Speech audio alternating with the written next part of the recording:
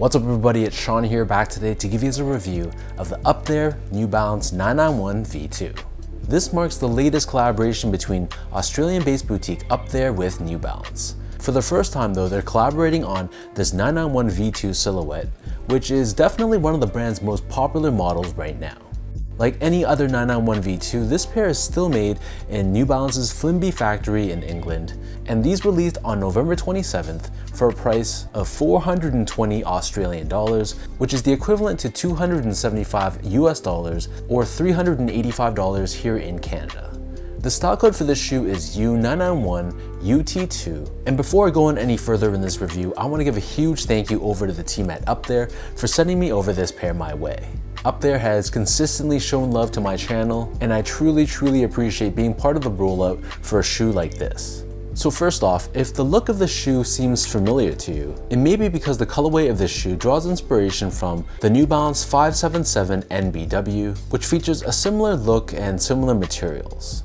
And as we take a deep dive into the details of this shoe, on the toe box you'll see how the base layer of the sneaker, this is crafted out of a black colored mesh. Right above this, towards the laces, we have a reflective silver overlay, and this reflective material is overlaid on the sides of the toe box as well. Surrounding the front toe cap, we have an asymmetrical layer of genuine black smooth leather. And I was very impressed with this cut of leather. Usually for New Balance shoes, I'm so used to suede or nubuck, but the fact that they threw on this beautiful black leather, I was personally very impressed with this. Moving downwards on the quarter panel, here we have more black leather, but this is actually a different type of leather. According to the Up There website, this is a type of leather called Hellcore leather and has a synthetic carbon fiber finish to it on the top, which gives it a bit more durability. Stitched on top of this, we have the New Balance N logo. This is also reflective, and then we have another reflective panel covering the top two eyelets, and this extends downwards towards the heel area.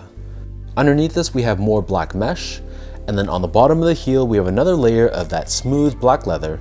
We have an oval shaped cutout revealing another reflective panel, and instead of 991 branding, here we have plus 61 branded instead, which is actually the country code or calling code for Australia as a country. In the middle, we have this synthetic black layer, and we have V2 branding embroidered in Up Their signature green color, and then we have another reflective panel at the very top of the heel. On the bottom of the heel, we have a translucent TPU heel clip. This gives you some structure and support along the back side of the shoe. And then turning our attention back to the front, in terms of laces, this pair comes with 3 different lace options. The standard lace that they come with is a flat gray colored lace, but they also come with 2 other lace options, which will give the shoe a bit more of a discreet and subtle look. But one thing to note, they all come with these green colored lace tips, which again is another callback to the Up There signature shade of green. Underneath this, the tongue is crafted out of a black colored mesh. We have another reflective panel covering the top. In the middle, you'll see V2 branding. And then on the very top, we have New Balance 991 branding, but then the Made in England embroidery. This is actually stitched on in this flip style, something we've seen Up There do before as a nod to being down under in Australia. The back of the tongue and the interior of the shoe, this is covered in a gray colored mesh. And then for the insoles, these come with a decently padded foam-lined insole. It's finished in green as usual, and we have New Balance branding featured on the heel.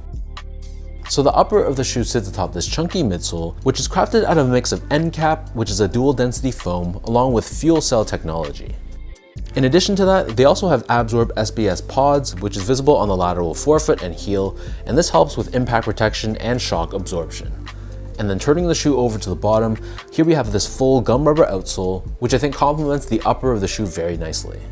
And then running down the center of the outsole, we have this slit, which exposes this green fuel cell foam, which sits right above the rubber outsole. So that breaks down the look and the construction of this shoe. For those wondering about how these fit, to me these fit like any other 991 V2, so I personally would recommend most people to go true to size. I'm a true size 10, slightly on the wider side. Up There sent me these in a size 10, and they fit me very comfortably. This model in general runs a little long lengthwise, and it fits a little narrow along the forefoot area, but for me, going true to size fit me perfectly fine. If you have like a really wide foot, you might want to consider going up half a size, and if you have like a really narrow foot, maybe try on another 991 V2 in store first, but maybe you might be able to get by with going a half size down. To give you guys a point of comparison, I also go true to size or size 10 in other New Balance silhouettes like the 1500, 991V1, and a lot of the made in Asia models like the 860V2, 2002R, and 1906R. However, I usually go a half size down to a 9.5 in a lot of the made in USA New Balance shoes because I find that normally the made in USA models run more roomy. So for example, a 992, 993, and most of the 990 series, most of those I go a half size down, whereas for these, I stick true to size. Moving on to the comfort, this is a very comfortable silhouette. It has a decent amount of softness right under your foot, but it never feels like it's too soft and too unstable. That's not what the shoe is all about. One thing I do want to point out though is the drop, which is the height difference between the heel and the forefoot. To some people, it might feel a little bit exaggerated, not too much, but I definitely feel like the forefoot feels a lot closer to the ground compared to the heel. But generally speaking, the 991V2 is a great silhouette for comfort, so if that's what you're looking for this model, I don't think you're going to be disappointed. Finally, in terms of the quality and craftsmanship, so first off, material quality, if you couldn't tell, I was very impressed with this. For the most part, it utilizes genuine leathers, so this smooth black leather that they use on the toe box and the mud guard, this feels very premium. And I like how the carbon fiber quarter panel, this is actually leather as well. So the materials I was very impressed with. The overall build, I thought it was okay. Not perfect, there were some minor issues with stitching, but nothing overly major. Most importantly, the panels were consistently sized and placed between my left and right feet.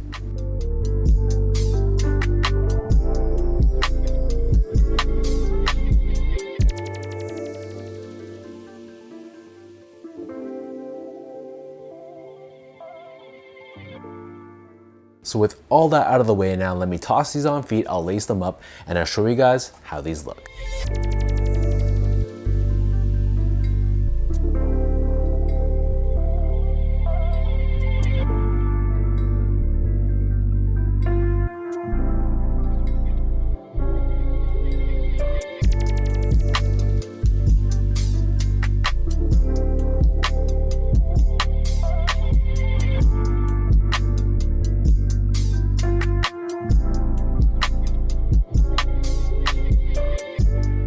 All in all, I think this is another very successful collaboration between New Balance and Up There. I have to say, given the track record, Up There's collaborations have been consistently very well done, and I think this pair lives up to that standard. The materials were really impressive. The colorway, it's a good blend of a more wearable, conservative colorway, but it still gives us hints of flash with these reflective panels all over and the subtle hits of green, which tie it back to that classic Up There look. And like I mentioned before, I think this gum rubber outsole is low-key one of the best parts about this shoe, but I want to know what you guys think. What are your thoughts on this collaboration between Up There and New Balance? At the time that I'm filming this video, I believe this shoe just dropped on their website not too long ago, and I just checked for sizes, and they seem to be almost all sold out. So I don't know if there's going to be a restock down the road. I don't know if maybe the New Balance website will get them eventually, but it seems like a lot of people were really excited to get their hands on these. So again, leave your thoughts below, and if you guys enjoyed this review, be sure to like, comment, and subscribe to my channel if you haven't yet. I'll link my social media accounts down below for you guys to check out and follow. And again, another huge thank you over to the Up There team for sending me over this pair. So thanks again for tuning in. Hopefully you guys enjoyed this review, and I'll catch you all in my next video.